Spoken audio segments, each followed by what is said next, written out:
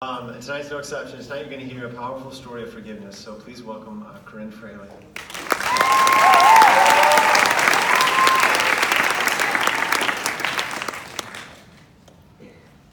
Hi, I am a senior, yes, and I've been going to Deloitte for about 3 years, and this is my story of forgiveness. So when I was younger, I lived in Kathmandu, Nepal, and I loved it. It was great. And I went to a small Christian school there. When I first arrived there, one of the first people I ever met in my life was Abby, and she just happened to be going to the same school as I did.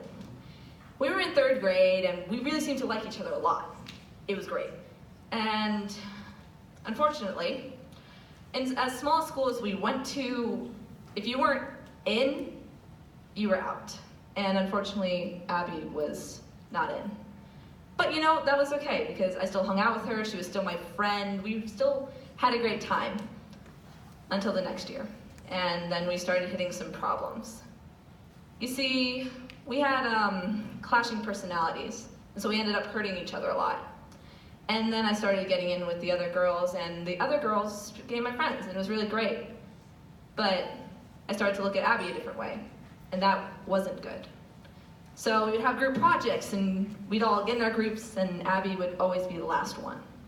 We would have pairs, and Abby would actually, we would actually like go back and forth and who would have to be with Abby.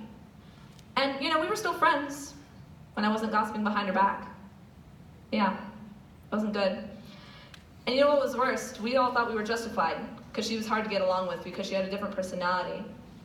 I talked with her later about it, actually, and there was a lot more that I didn't realize was going on, but even if I did, I wouldn't have stopped it. I was just scared. I wanted to be with my friends. I thought we were doing the right thing. I was a bully and I didn't even know it. And so some time passed, and my family ended up back in the States for a little while.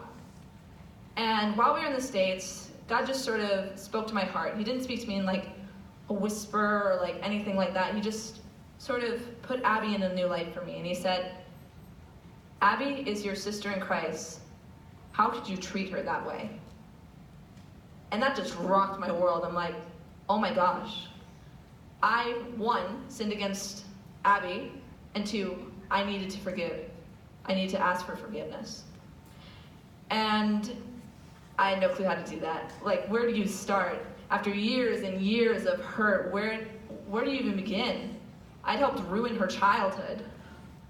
And so, 7th grade me did the only thing I could. I didn't. I was so afraid. I thought, time will smooth it over. If I wait a little while, if I just let it go on, then it'll be easier.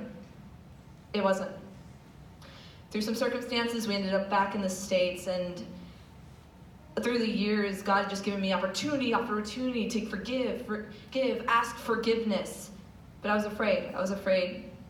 I don't know why. I was afraid maybe of bringing it up. I was afraid of admitting that to my friend. I was afraid she wouldn't forgive me. She actually, like, her and her whole family came while we were in the States, and I was with her for that time, and I still just couldn't, because I was so burdened down by fear and about just shame and everything. And so another year goes by, and the week before we came to Penang, we were at this like Bible conference, and God's funny, because he made her my roommate for that whole week. But I was still too afraid. And you know, we would share this room, and she actually like stood up in our Bible study, and she actually complimented me and said what a good friend I had been to her over the years. And that hurt. But I couldn't say anything because I was too scared. And I was in resignment because it was the last day, and I still had not asked her for forgiveness. God had given me all this time, and I still just couldn't do it. And I'm like, that's it. I did it. I'm going to be moving into this new country. Like, I tried, and I failed. And God, thankfully, put his foot down. And so, literally, the last day, the last session, the last possible time, the counselor came up, and he said, all right, if in this time you have anyone you need to make something right with, do it. God works in many mysterious ways, but this way was pretty blunt. So that's what I did. I went up to her, and I was a mess. I cried into her lap, and I admitted what a horrible friend I had been. I had asked for forgiveness, and I can't tell you what it means to be forgiven. It is like everything you don't deserve, everything that weighs you down, everything that is pent up inside, and this person that you've hurt just decides, I love you, and I'm not going to hold this against you. And she said, I forgive you. That was incredible. That was nuts. And it's the most loving act that's ever been given upon me. It was given by Abby, and it was given by God, because they had both forgiven me. And that was incredible. But strangely enough, that seems like a pretty happy ending, but it's not the end. Because I had been forgiven, but I wasn't completely forgiven. So let's skip ahead a little to last year. And after this whole thing, I had still had some stuff in me, and I still hadn't let go of my shame. I didn't really talk about it. I was just still really blaming myself. I was angry at the girl that I had been and what I had done to Abby. And so one day I was just talking with my best friend, and we were just sitting down on a Friday night, and for some reason, I think God pulled it out of me. I started talking about this.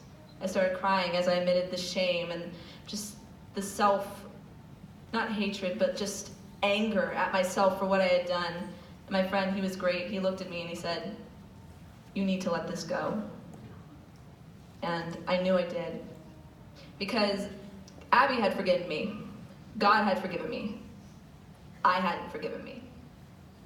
And you see, forgiveness is complete. Once you are forgiven, that's done. It's gone. You don't have it anymore. So I needed to complete that. I needed to do the last step of forgiveness. And then I was completely free. And so I'd just like to bring up this verse, Ephesians. And I just want to encourage you today. If you have someone that you need to make something right with, if you have a broken relationship, if you've wronged someone, please ask forgiveness and mend that. Don't wait. Time is not this magic thing that's going to smooth things over. It doesn't. I learned. It doesn't work.